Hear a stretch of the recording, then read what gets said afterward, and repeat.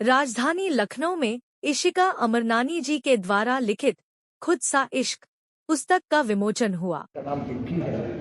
ये शुरू से ही बहुत चंचल रही है और काफ़ी कुछ अपने जीवन में कुछ देख करके उसको पॉजिटिव चीज़ों को ले करके अपने जीवन में उतारने के लिए इसने प्रतिबद्ध रही है।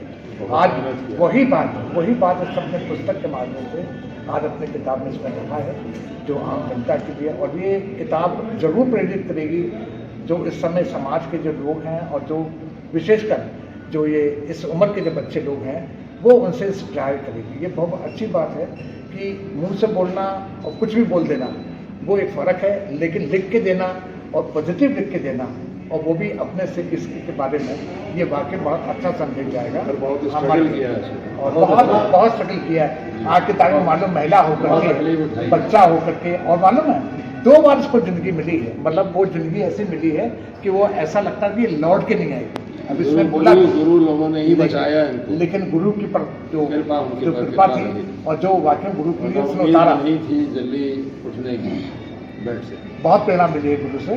तो मैं इन्हीं के बारे में बताऊंगा कि ये बहुत सक्सेसफुल इसकी किताब है और आगे भी इसी प्रकार से ये सक्सेसफुल। सर आप बताएं क्या कहना चाहेंगे? हम अपना तरफ से कहना चाहेंगे आजा आगे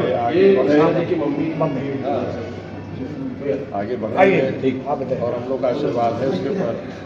मैं इशिका अमरनानी आप सबका बहुत बहुत शुक्रिया करना चाहती हूँ कि आज मेरी पहली ज़िंदगी की कविता खुद सा इश्क, जो मेरे गुरुओं की प्रेरणा से पनपी है, और करीबन कुछ 8-10 साल पहले एक्सीडेंट के दौरान मैं 2 साल बिस्तर पे थी और मैं हौसला खो रही थी, जो आज के ज़माने में सुसाइडल टेंडेंसीज कहते हैं, जो बच्चे बहुत जल्दी उस चीज़ से उन सोच को पनपा रहे हैं। तो मैं भी लेटे यही सोची थी कि मेरा जीवन व्यर्थ है, और मेरा 5 साल का बच्चा वो एक माँ के ममत्व को कहीं ना कहीं बिखरता हुआ देख रहा था।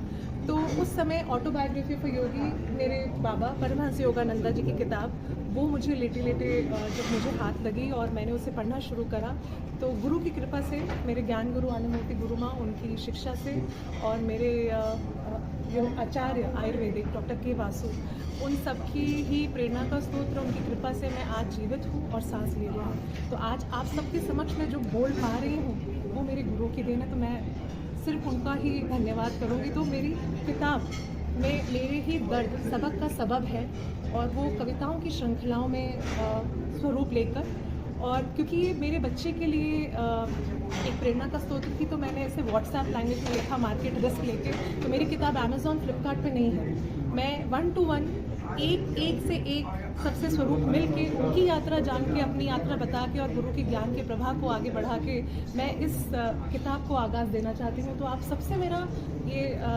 सहयोग और ये विनती है कि एक कलाकार, एक लेखक के रूप में मेरी जो एक रिक्वेस्ट है आप सबसे कि इस बदलाव को, इस जागने की क्रांति को, जो अंतरतल से हम खो रहे हैं, उस गुरु और प्रभु की जो कृपा को हम अनदेखा कर रहे हैं, इस किताब को आगे आगाज़ दें। मैं खुद अपने स्वरूप को एक कलाकार होके, मैं नहीं चाहती वो आगे बढ़े, मैं चाहती हूँ कि मेरी किताब, जो उसका लक्ष्य है, जो उसका पर्पस है, वो आगे बढ़े, इंसानियत का जज्बा आगे बढ़े, और जो हम खुद से इश्क कम करते हैं, बाकी सबसे तो करते ही रहते हैं, उस प्रेम को आगे बढ़ाएं। सारांश के तौर पे अगर आप कहेंगी तो ये किताब आपको किस लोगों को क्या संदेश देती है? खुद सा इश्क, कभी खुद को दिखा, चल तू भी कभी खुद से थोड़ा इश्क लगा, कभी खुद से खुद की बाजी लगा और बेवजह इतरा, चल कभी तू भी खुद से थोड़ा इश्क लगा।